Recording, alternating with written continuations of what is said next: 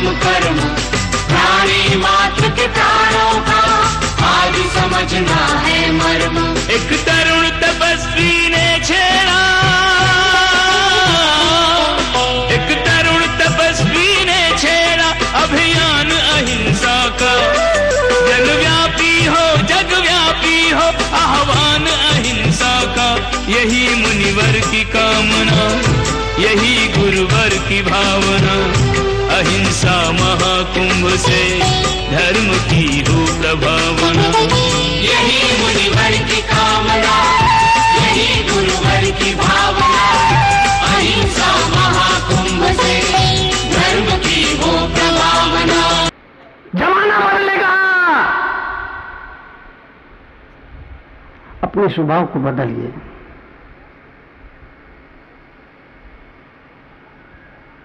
स्वभाव को बदलिए।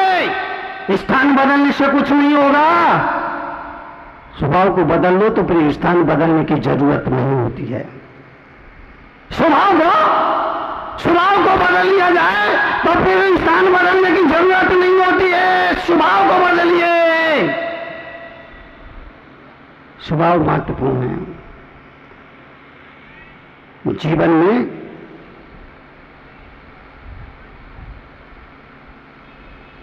बदलाव इसलिए जरूरी है जब आदमी के जीवन में बदलाव आता है, जीवन में बदलाव आता है, जीवन में बदलाव आता है तो बत्ती जब घर में प्रवेश करती है घर मंदिर हो जाता है। बत्ती जब घर में प्रवेश करती है घर मंदिर हो जाता है। बत्ती जब जल में प्रवेश करती है जल गंधोदक हो जाता है। बत्ती जब घर में प्रवेश करती है घर मंदिर हो जाता है। भक्ति जब जल में प्रवेश करती है जल चरणामृत हो जाता है।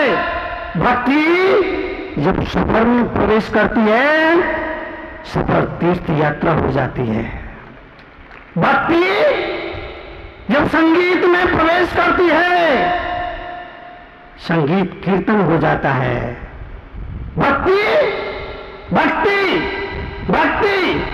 जब भूख में प्रवेश करती है भूख व्रत हो जाता है। भक्ति जब भोजन में प्रवेश करती है भोजन प्रसाद हो जाता है। और भक्ति जब इंसान में प्रवेश करती है इंसान भगवान बन जाता है। तो बदलाव जरूरी है। बदलाव घर मंदिर हो जाता है सिर्फ बदलाव से। जल गंधोदक हो जाता है सिर्फ बदलाव से। यात्रा तीर्थ यात्रा हो जाती है, सफर तीर्थ यात्रा हो जाती है सिर्फ बदलाव से। इसलिए अपने को बदलिए, अपने को बदलिए, अपने को बदलिए। सामने वाला कुछ बोले आप चुप रहिए, चुप रहिए, चुप रहिए, चुप रहिए। चुप नहीं रहता है आदमी। इतना बेईमान है चुप नहीं रहता है। अगर सामने वाला गुस्से में है और गुस्से में अगर आपको बोला कुत्ता और आपने भौंकना शुरू कर दिया गलत क्या कहा। सोचिए अगर सामने वाला गुस्से में है और उसने आपको कहा कुत्ता और आपने भौंकना शुरू कर दिया उसने गलत क्या कहा। गलत तो उस वक्त होता जब आप चुप रहते। गलत तो उस वक्त होता जब आप चुप रहते। मगर चुप नहीं रहता आदमी, जवाब देता है। और उसकी गाली पूरी भी नहीं हो पाती है और आदमी उससे पहले अपनी गाली दे लेता है। उसको लगता है अगर इस गाली का जवाब मैंने तुरंत नहीं दिया तो मेरा स्वर्ग का सर्टिफिकेट कैंसिल हो जाएगा। नहीं, चुप रहिए। महावीर के जीवन की घटना है। 12 साल तक चुप रहे। बाहुबली स्वामी 1 साल तक चुप रहे आप। 1 घंटे तो चुप रहिए, आधा घंटे तो चुप रहिए, 15 मिनट तो चुप रहिए, 10 मिनट तो चुप रहिए, 5 मिनट तो चुप रहिए, 5 मिनट, 5 मिनट। एक दिन मैंने प्रवचन में लोगों से कहा 12 बजे से लेके 12:05 तक आप चुप रहेंगे, मौन रहेंगे, कोई जवाब नहीं देंगे, बोलेंगे नहीं। सबने कहा हाँ महाराज, आपका नियम का पालन करेंगे। सब लोग अपने अपने गए। 12 बजे बोले अब नियम शुरू होता है। इसी बीच फोन की घंटी खटखटाई। उन्होंने अपना फोन निकाला, ऑन किया और बोला 10 मिनट बाद बात करना, अभी मेरा मौन चल रहा है। अब बोलिए, अब बोलिए, अब बताओ क्या करें। मौन रहिए, सुबह सुबह 1 घंटा मौन रहिए। मां बहन भोजन में जो भी परोस दे चुपचाप खा लीजिए। नमक कम है तो बोलिए मत, मांग मांग के खाइए मत, मांग मांग के खाइए मत। अजी रोटी लाओ, अजी पानी लाओ, अजी नमक लाओ, अजी सब्जी लाओ, अजी ये लाओ, अजी वो लाओ। मांग मांग के कौन खाता है? बोलो बोलो, मांग मांग के, मांग मांग के कौन खाता है? भिखारी। आप भिखारी तो नहीं है ना, आप तो अपने घर के मालिक है ना, आप तो अपने घर के सेठ है ना, तो मांग मांग के क्यों खाते हो? मांगिए मत। माँ बहन बेटी जो भी परोसते उसको प्रसाद मांग के चुपचाप खा लीजिए। लेकिन अगर भोजन में थोड़ा नमक कम हो जाए, फिर देखो, फिर देखो, फिर देखो, ये कोई भोजन है क्या? ये कोई भोजन है क्या? इसमें नमक ही नहीं है, ये भोजन है क्या? एक बार भोजन ढंग से नहीं मिलता है, आदमी उठ खड़ा होता है, थाली को यूं खिंचका देता है, फेंक देता है और भूखा उठ के दुकान चला जाता है। अब पत्नी के दिमाग में नमक नहीं था, नमक नहीं था, नमक नहीं था, नमक नहीं था, नमक नहीं था। शाम को भोजन बनाने फिर बैठती है, सोचती है ऐसी गलती दोबारा ना हो जाए, नमक नहीं था, नमक नहीं था, नमक नहीं था। नमक डाल दिया, लेकिन उसको लगता है मैंने डाला कि नहीं डाला। नमक डाल दिया, लेकिन उसको लगता है मैंने डाला कि नहीं डाला। अरे भगवान, कहीं दोबारा सुबह जैसी दोबारा सुबह का भी बिगड़ा, शाम का भी बिगड़ा। अगर आदमी जरा सा संयम का परिचय देता, बिना नमक के भोजन को चुपचाप हंसते मुस्कुराते खा लेता, उठता मुस्कुराता हुआ घर से निकल जाता काम पर, तो पत्नी जब भोजन करने के लिए बैठती और पहला गिलास उसके मुख में जाता, मालूम पड़ता हाय राम,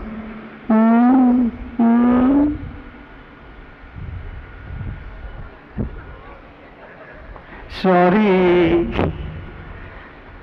वो पत्नी अहोभाव से भर जाती, अपने पति के लिए अहोभाव से भर जाती। याद रखना, दिल्ली में अभी था, मैंने एक दिन कहा था, शांत स्वभाव वाले पति की पत्नी रात के 9 बजते ही घड़ी देखती है, अब तक नहीं है, अब तक नहीं है, अब तक नहीं है, पप्पू के पापा अब तक नहीं आए, अब तक नहीं आए। 9 बजते घड़ी की तरफ बार बार, सुबह 9 बज गए, अब तक नहीं आए, अब तक नहीं आए, 9:30 बज गए, अब तक नहीं आए, अब तक नहीं आए, 9:45 बज गए, अब तक नहीं आए, अब तक नहीं। शांत स्वभाव वाले पति की पत्नी बार बार घड़ी को देखती है, और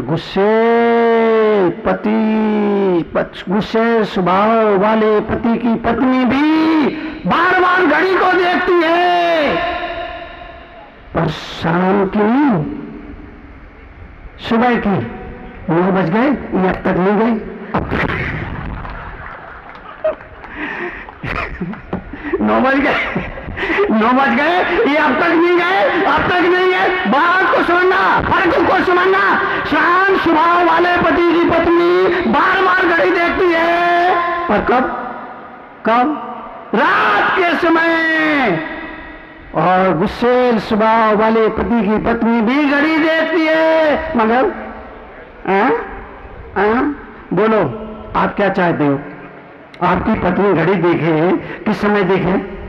बोलो बोलो बोलो ना, शाम को, रात के समय ना, वो बोले। तो इसके लिए तरुण सागर आपसे निवेदन करेंगे, शांत शांत शांत शांत। अगर आपका पति गुस्सा करता है, मैं एक मंत्र देता हूं, वो बोल देना। एक मंत्र देता हूं, वो बोल देना। और सिर्फ और सिर्फ सिर्फ और सिर्फ सिर्फ इतना ही बोलना है। जो अमृत पीते हैं उन्हें देव कहते हैं, जो जहर पीते हैं उन्हें महादेव कहते हैं, और जो गुस्सा पीते हैं उन्हें पतिदेव कहते हैं। जीवन में जीवन के परिवर्तन के लिए याद रखिए, सब अपने अपने फर्ज को निभाएं, सब अपने अपने कर्तव्य को निभाएं। सामने वाले को जीतना है। हमारे तीर्थंकरों ने कहा है, क्षमा के द्वारा, माफी के द्वारा, सॉरी कहते जीता जा सकता है। पति को दुकान से आने में देरी हो गई, 9 बज गए, 10 बज गए, पति नहीं आया, 10:30 बज गए, पति नहीं आया, 11 बज गए, पति नहीं आया, 11:30 बज गए, पति नहीं आया, 11:30 बजते बजते पत्नी के दिमाग के 12 बज गए। सीजन का समय था, दुकान बंद करते करते, मंगल करते करते 12 बज गए। 12 बजे दुकान बंद की, अपने घर की तरफ भागा भागा भागा। रास्ते में पुलिस वाले मिल गए, पुलिस वालों ने पकड़ा और पूछा कहां जा रहे हो? पति बोला भाषण सुने। तेरे को सुनना है तो चल मेरे साथ। अब 12 बजे पति आएगा तो भाषण तो सुनना पड़ेगा ना। इसके लिए तो उससे भी तैयार रहना चाहिए ना, ईमानदारी दिखाना चाहिए ना कि भाई मेरी गलती है। पत्नी का हक बनता है बोलने का, पत्नी का हक बनता है 2 बात सुनाने का। ये बात अच्छी तरह से दिमाग में ला ले पति, तो कोई बात ही नहीं हो झगड़े की। पति भागा भागा आया, भागा भागा आया, भागा भागा आया, भागा भागा आया, भागा भागा आया, और पत्नी दरवाजे पर ही खड़ी थी, दरवाजे पर एवर रेडी, तैयार खड़ी थी। और याद रखना, अगर पत्नी दरवाजे पर मुस्कुराती हुई दिख जाए, समझ लेना 1500 का थप्पड़ लगने वाला है। अगर पत्नी घर के दरवाजे पर वेलकम के लिए खड़ी हो और मुस्कुराते हुए दिख जाए, समझ लेना 1500 का थप्पड़ लगने वाला है। लेकिन वो तो उस दिन गुस्से में थी, बहुत गुस्से में, बहुत गुस्से में। पति से कहा, ये कोई आने के टाइम है क्या? आपके पास घड़ी नहीं है क्या? घड़ी बंद पड़ी है क्या? जरा घड़ी देखिए कितना बज रहा। पति चुप रहा, चुप रहा। पत्नी बहुत बोली, बहुत बोली, बहुत बोली। पति चुप रहा, चुप रहा, चुप रहा। पत्नी बहुत बड़बड़ाई, बहुत बड़बड़ाई, बहुत बड़बड़ाई। पति चुप रहा, चुप रहा। पत्नी भक्ति गई, भक्ति गई, भक्ति गई। पति चुप रहा, चुप रहा, चुप रहा, चुप रहा, चुप रहा। पति भोजन के लिए बैठा, भोजन परोसा, थाली परोसी और पति की तरफ खिसका कर रखा। पति चुप रहा, भोजन देखा, रोटी ठंडी, दाल ठंडी, चावल ठंडा, सारा भोजन ठंडा था। पति उठा, थाली को उठाई, पत्नी के सिर पर रख दी। पत्नी ने कहा, ये क्या बदतमीजी है? पति बोला, भोजन ठंडा हो गया, थोड़ा गर्म कर रहा।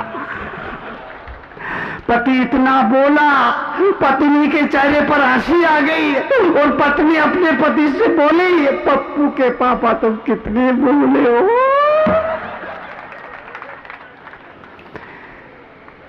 क्रोध जाता रहा, पति के ही एक समझदारी से क्रोध जाता रहा। सोचिए, अगर पति भी वैसे बन जाता तो गई। सोचिए, इसीलिए मैं आपसे कहूंगा, सुखी दाम्पत्य जीवन के लिए, सुखी पारिवारिक जीवन के लिए ये तय करें।